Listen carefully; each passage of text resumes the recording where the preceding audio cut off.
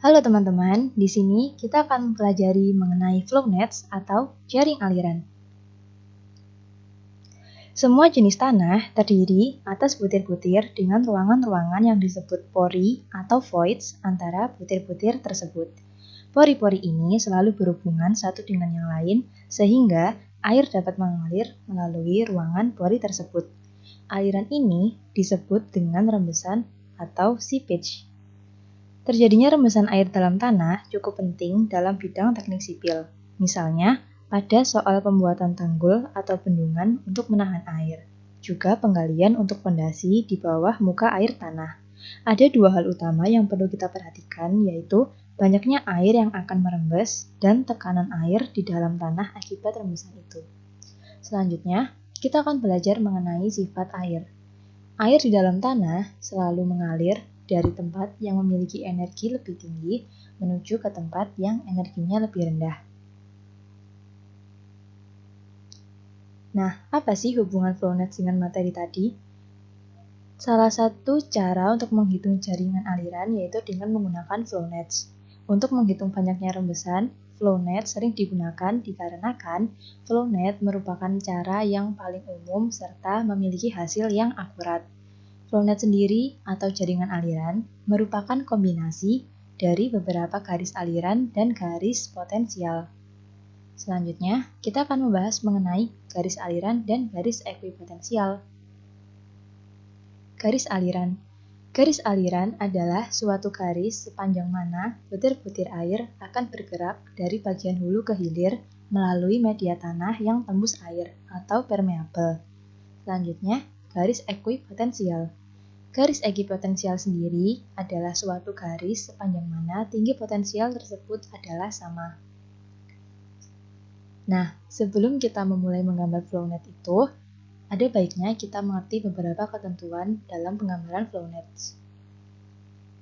Beberapa ketentuannya yaitu 1. Untuk memudahkan perhitungan, jangan terlalu banyak menggambar garis, baik garis aliran maupun garis ekuipotensial. 2. Garis aliran dan ekuipotensial selalu tegak lurus atau ortogonal. Yang ketiga, elemen-elemen aliran dibuat kira-kira mendekati bujur sangkar untuk memudahkan perhitungan. Selanjutnya, di sini saya memiliki peristiwa mengalirnya air dari hulu menuju hilir yang terdapat turap atau sheet pile di tengah-tengahnya. Seperti sifat air yang sudah saya jelaskan di awal, air di hulu yang memiliki energi lebih tinggi akan mengalir menuju hilir yang memiliki energi lebih rendah. Namun, molekul-molekul air tersebut tidak akan bisa menembus turap, sehingga aliran air yang terjadi yaitu air akan menembus bagian tanah yang bisa mengalirkan air.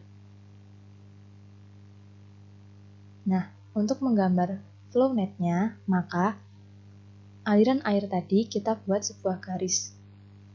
Di sini saya menggunakan 3 garis. Sebenarnya untuk menggambar garis ini sendiri jaraknya tidak ditentukan. Namun kita harus mengira-ngira agar nanti ketika garis aliran bertemu dengan garis ekuipotensial seperti ini, itu akan terbentuk bujur sangkar seperti yang ketentuan di awal. Nah, apabila kita telah menemukan garis aliran dan juga garis ekuipotensial, maka selanjutnya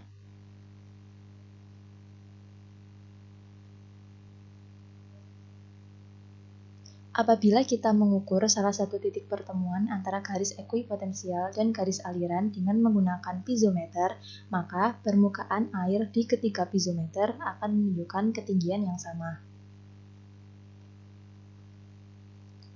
Selanjutnya, kita akan menghitung banyaknya jumlah aliran dan banyaknya garis ekuipotensial. Garis ekuipotensial sendiri ditunjukkan dengan warna merah, sebanyak 8 garis.